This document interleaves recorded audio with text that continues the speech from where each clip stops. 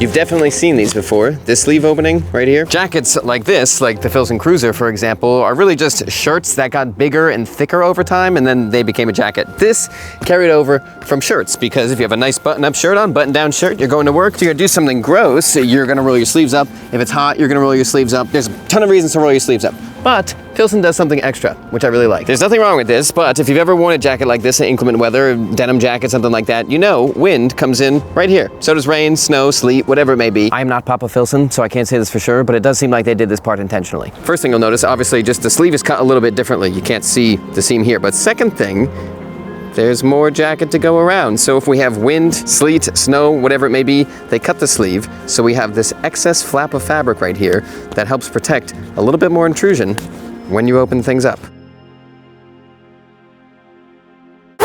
Wax canvas has a very cool history. Starting off in the seafaring world, wax canvas was a big deal because, well, it wasn't wax canvas, but people were putting linseed oil on sails, and they were like, wow, our ship is sailing so much faster. This is great. We should put it on our clothes so we can run faster from the sea monsters. I don't know what they actually said when they discovered it, but basically they called it oilskins. They put linseed oil and then paraffin wax and so on and so forth on their clothing, and it was great against the wind and rain. And then a man named John Barbour said, hey, how come all the sailors and guys out at sea are getting this fabric, and people that have farms and countrymen and hunters don't? I think they'd really like it. So he made some jackets out of it. And guess what? They freaking loved it. And obviously nowadays we see wax cotton basically everywhere. On motorcycle jackets, on rider jackets, on Type 3 jackets, on jackets that should, you know, there's no real purpose to them besides that they look awesome. We see them absolutely everywhere. And we'll be seeing 16 of them today. I asked you, the internet, what your favorite wax jacket was and why. And then I bought basically as many as I could, which was essentially all of them. Obviously, a lot of you said the same brand, so what I did with those responses was just tally them up, so that way we can see what the internet's favorite wax jacket actually is. Devium. Before we get to Devium, I just wanted to say there's a few jackets, well, also, first I need to say, this bag is like 50 pounds, so I was trying to film the whole video in one go in the woods. No go, Michael. You're not a Navy SEAL. Also, Devium. A lot of you have been messaging me about Devium because it's a 100% made in USA brand, so you want to see what I thought about it? I had no idea. I saw some Instagram ads for them, but never checked them out. Now I did. This is the Overdrive waxed canvas jacket, and if you really like the Huckberry Flint and Tinder waxed trucker jacket, you gotta put this on the list. 9.5 ounce waxed canvas jacket. You could toss it on in most climates, wherever you live. This won't be too hot or too cold. The build quality is good. Ooh, look at this, just chaos. It's a mess in here, sorry. Did not know I was having company. It's very, very wide on the back and very wide on the chest. So you can see it with how the zipper is when I open my arm. See how far that zipper goes into my arm? Very wide. And the pleats in the back actually do a really good job of slimming this jacket down, but keeping a lot of excess fabric there. And that's what I mean when I say the jacket's for absolutely everybody. You could toss on a big sweatshirt if you live on the East Coast in Maine, where it's still like 40 degrees. Or if you live in LA or California, you could just wear this on its own and you'll still be comfortable, and it won't look like you're wearing this massive hog of a jacket. You have a nice, slim, cool jacket on. Ginew, a brand I was very curious about for multiple reasons, but one of them being this price tag.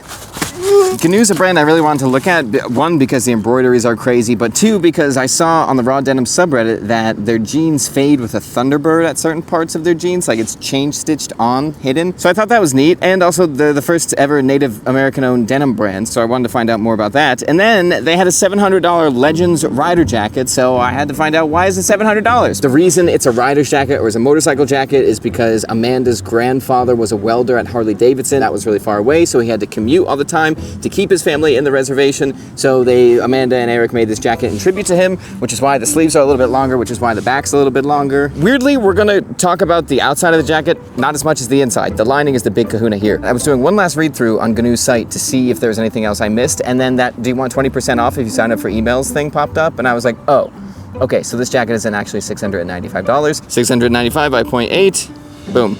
$556. Outside of this jacket, 10.10 ounce smart Texan fabric. Everything is felled. It's a very tough, beefy jacket. Let's get to the lining, because that's the coolest part. Pendleton. That's all you need to know.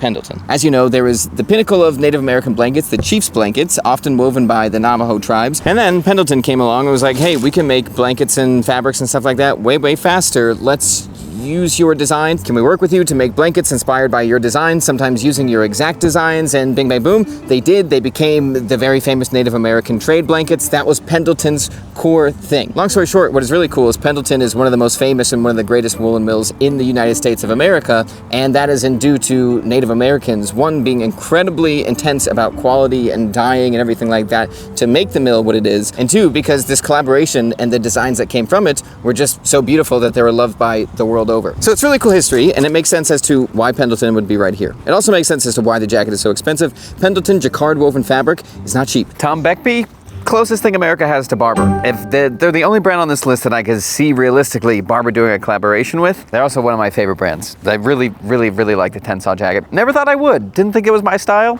I feel like Ryan Gosling in Blade Runner. So I think the founder of Tom Beckbe is a lawyer. I could be wrong, but basically also an avid hunter, outdoorsman, whatever it may be. So he wants a jacket that looks nice when he's lawyering and a jacket that looks nice when he's swinging a gun or a rifle in the air. And that's the big thing with Tom Beckbe. You have an unbelievable amount of movement. I could put another jacket on, actually. In fact, don't believe me? I have 3 wax jackets on right now. I'm like a candle. Full mobility. I could still theoretically bird hunt, throw a throwing star, and go fishing and feel no restriction whatsoever. And that was kind of the big thing I was going to get to at the end of the video with Filson and Barbour. Part of what makes Filson and Barbour rank so high and be so universally liked and everything like that is the fit. When you have enough room, you'll want to put the jacket on more. There's a reason Barbour and Filson, and especially Barbour, everybody likes a Barbour. It's because you put it on and you feel no stress on fabric anywhere. So it just feels comfortable. Comfort is the biggest thing. I'm finding that 200 videos later, everybody wants comfort. That's all that's most of what you want. And you get that here on Tom Beckbe with these impossibly massive back arm gussets. And that's part of the reason why it's so important to know what a jacket is actually designed for. Like the Ginew rider's jacket, there's motorcycling in mind. Maybe it's not the perfect motorcycle jacket, but that's why you have really long sleeves and a longer body, for example. This, mobility, top of mind. Also utility, so you have a bunch of other little nice features and fun things like triple snap secured bellowed pockets, so you can fit who knows what in there. An adjustable cuff, so you can tighten things down, whether you have gloves on, you don't want as much wind or rain to come through, whatever it may be. This butt flap thing that could be for sitting down, could be for more movement, could be for something I can't think of. A stand collar for further element protection. A two-way zip for when you're sitting down.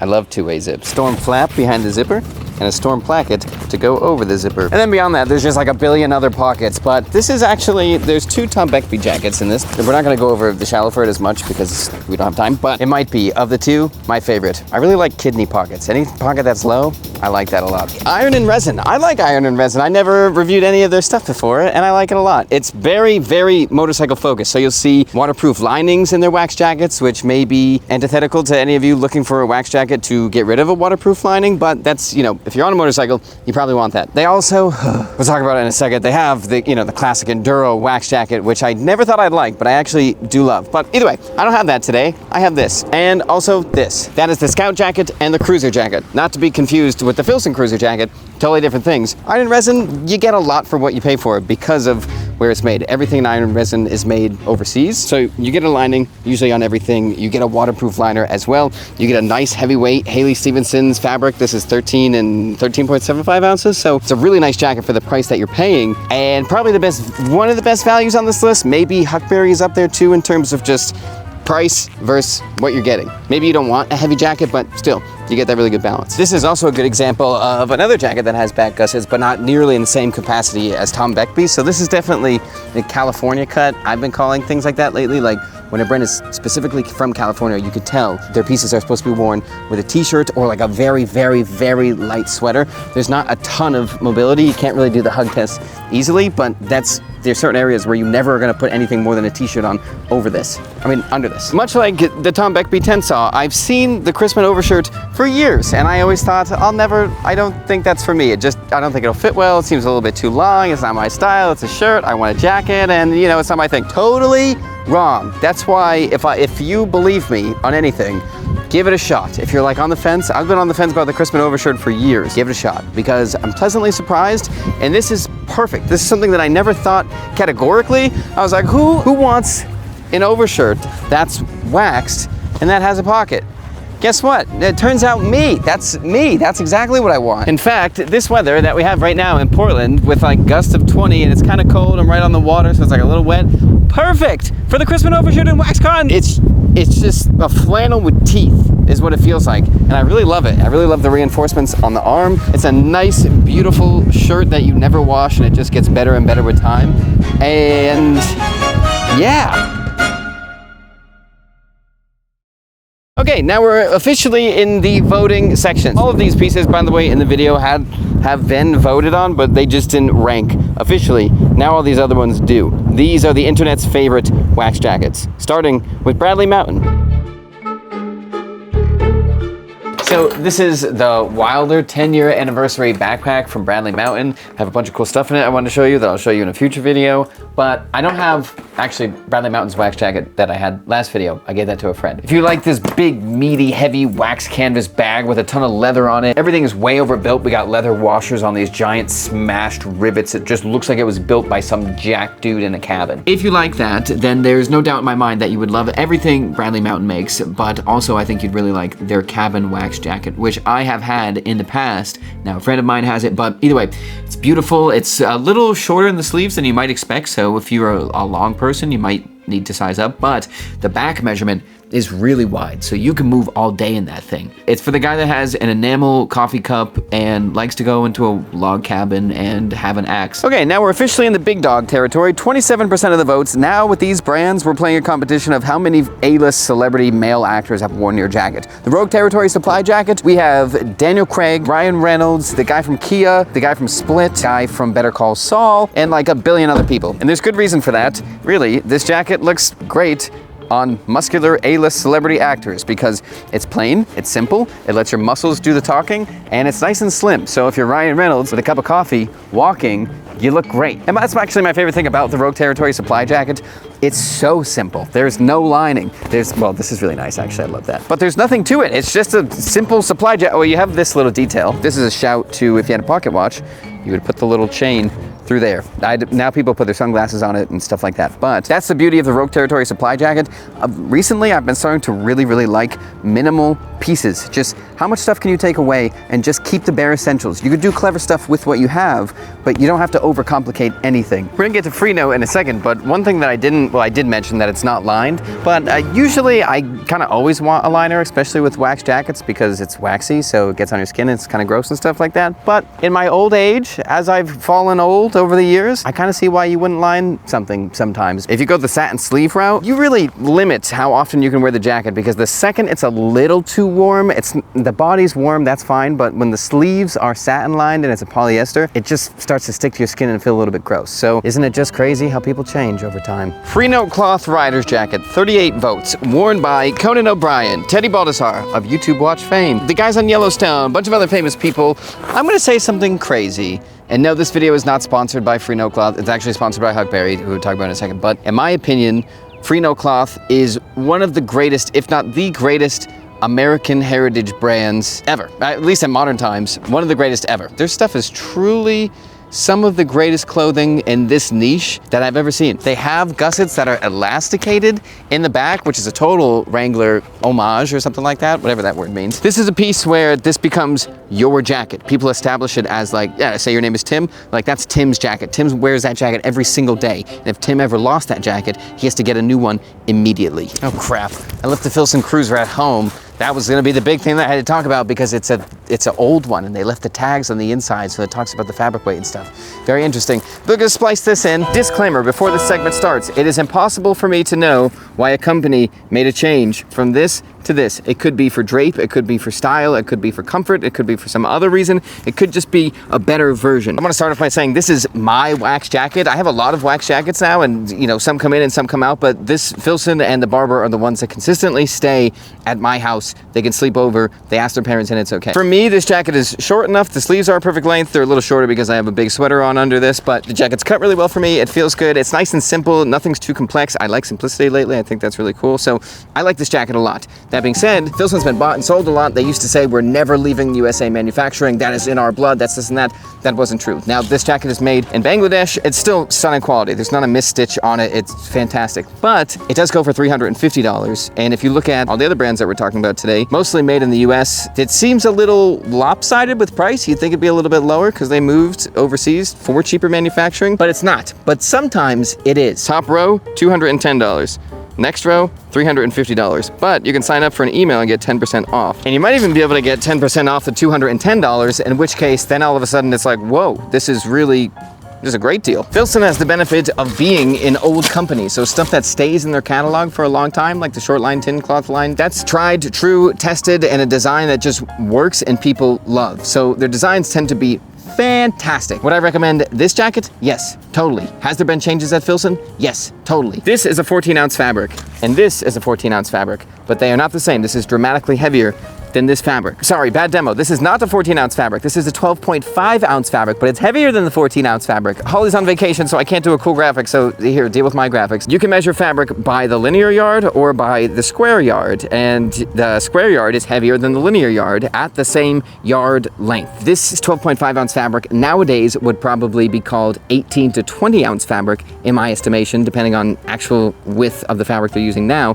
So it is much heavier than that fabric. See how the arms, if I fold them up like that, they kind of stay. If I scrunch up the body, it stays up. This is soft and drapey.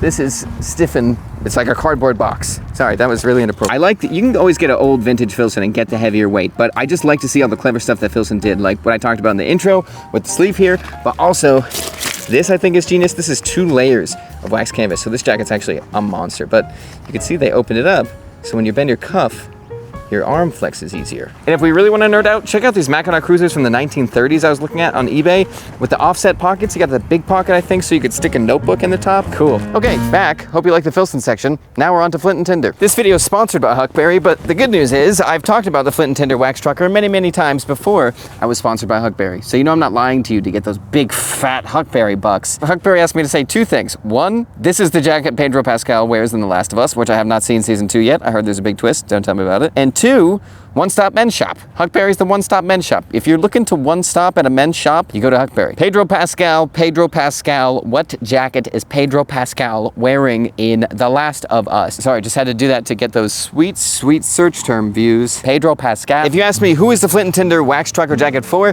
the answer is everyone. It is literally built for everyone. That is why it is Huckberry's #1 selling product, because it's built that way. It's a little bit longer than the other jackets we talked about. The sleeves are a little bit longer. I rolled them up because of that. It goes with anything. It's not crazy lightweight, but it is a lighter weight, so it's comfortable. It's cut well, so you have full freedom of movement. It's lined, so that way it's comfortable. You don't get wax on your skin. They also make a really nice wool-lined one that I'm yet to get, but it's a heavier one all around, so I have to try that one out. I also feel like, you know what, Huckberry, now that I have you on the line, I would like it if you made a shorter one too. I think that'd be really cool. The women's one is quite short, but probably too short. Forget it. What the real magic is the price. $300 for this jacket is, for a lined jacket made in the US, wax jacket from Martexan fabric. That's why this jacket's so hard to not recommend to people. You're not really making some obvious sacrifice on this jacket. It's not like this is a coated polyester instead of a wax cotton canvas. It's not like it's even from a different mill. Thanks for the sponsor, Huckberry. Easy to sponsor a video when you want me to shout out a product I'd talk about anyway. Also, you guys put it to the top. Yeah, 96 votes. We just did Filson of all brands. A massive brand got 65 votes. And finally, smashing every single other brand on this list with 186 votes, just wrecked the competition. Of course, it's Barbour. Uh-oh, it's raining, so I had to put the Barbour on and come back out and redo the shot, because I think this is why Barbour just crushed the competition. When you think wax jackets, you're probably thinking rain coverage, and everything else that we talked about today, for the most part, it's not a designated rain jacket, which in my head means the fabric is lightweight. This is the lightest weight fabric we're talking about today. This is 6-ounce silk oil, Barbour's proprietary fabric. It's long, you could toss on anything under it. I'm wearing the billy goat under this, which is the Iron Snail incredibly heavy woolen sweater that we're probably gonna release in June. But either way, that flexibility means if it's the fall time, if it's the summertime, if it's the springtime, any time of year, you could toss on your Barbour and be super comfortable. We have a throat latch, which I love and I'm employing right now. Snaps for a hood, which I have, I just can't find it. I had a Beaufort, by the way, I bought one just to show you for this video. I bought a used one. I think someone hemmed the sleeves a lot, or it was a woman, so I gave it to Taylor's sister Cassidy. I'll get a new one a different day, but you get a hood. You have storm cuffs, which is really helpful in inclement weather. Big bellow snap pockets, nothing too crazy, although we have vents at the bottom, which I think is pretty cool, and we have vents